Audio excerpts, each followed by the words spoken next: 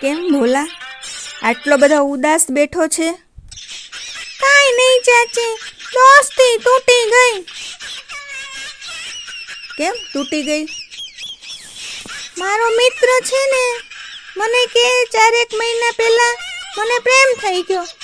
મેં કીધું બહુ સારી વાત છે, તારું ગોઠવાઈ જતું હોય તો અમારી આંખ ઉટાડ્યું. બરાબર છે, એથી વધારે આપણે શું હોય? પછી મને વાતે કરતો, એ મેસેજ કરે એટલે મને પાગલ પાગલ એમ કહે.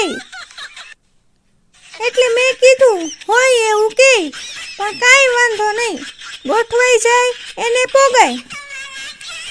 બરાબર છે, અત્યારે તો ગોઠવાઈ જાય એ જ સારી વાત કહેવાય ભોલા.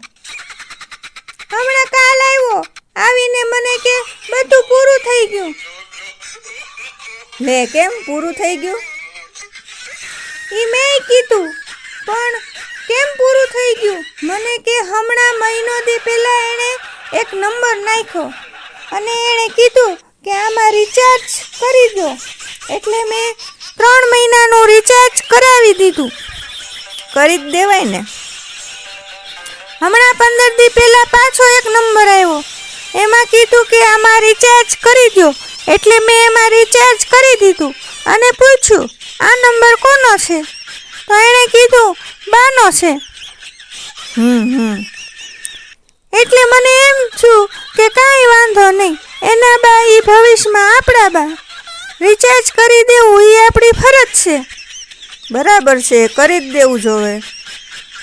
રિચાર્જ કરી દીધું અને હજી કાલે પાછો એક નંબર નાખ્યો અને કે આમાં રિચાર્જ કરી દો. એટલે એ કે વળી પાછું મેં પૂછ્યું કે આ નંબર કોનો છે? બરાબર છે, પૂછવું એ આપણી ફરજ છે. એટલે એણે કીધું કે મારા ઘરવાળાનો.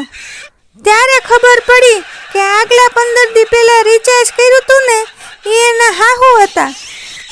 એટલે મેં એને પૂછ્યું કે ભાઈ તને પ્રેમ શેની ઉપરથી છો? તો મને કે ઇન્સ્ટાગ્રામ ઉપરથી. એટલે મેં એને કીધું કે ભાઈ તારે તપાસ કરી લેવી જોવે સરખી, અને બધું ચેક કરીને પછી એમાં પડાય. તું હા અક્કલ મઠો છો.